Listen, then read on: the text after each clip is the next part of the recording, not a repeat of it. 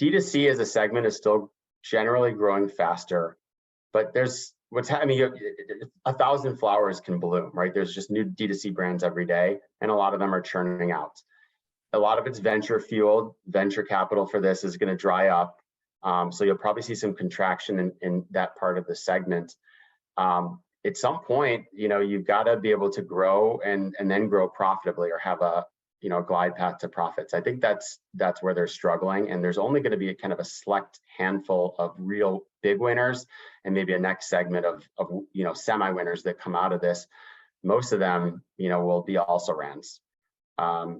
So it comes down to the fact that you have to drive traffic to your own site, and your brand has to have a certain amount of cachet and a certain amount of power to be able to do that.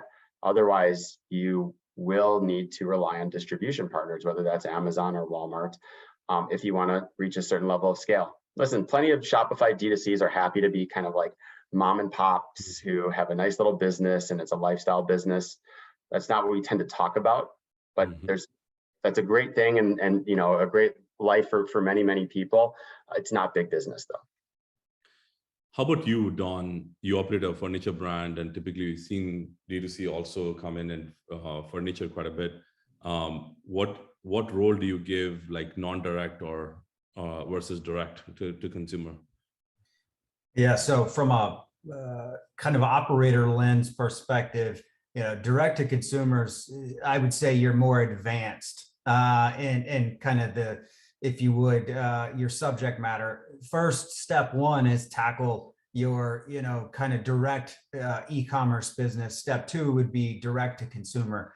Not all the time, but a rough rule of thumb, right? Because to Andrew's point, if there's not a consumer out there that doesn't have a need for your product, or you don't have some reason to be in terms of, cachet of brand or pricing, you're going to have to pay money to invest to get those consumers to your site. So I think,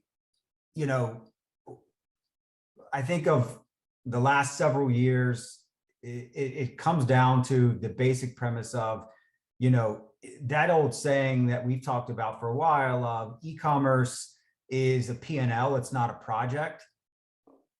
Direct to consumer is an even more nuanced point of view there. You really have to be more, in my experience here with our journey, you have to be clear around the position you're taking, clear around the trade-offs you're making, and very clear around the fit that has with the business. If not, you won't be able to create sustainable value, and it will be, an investment that's made and a box that's checked, but you're really not creating incremental value.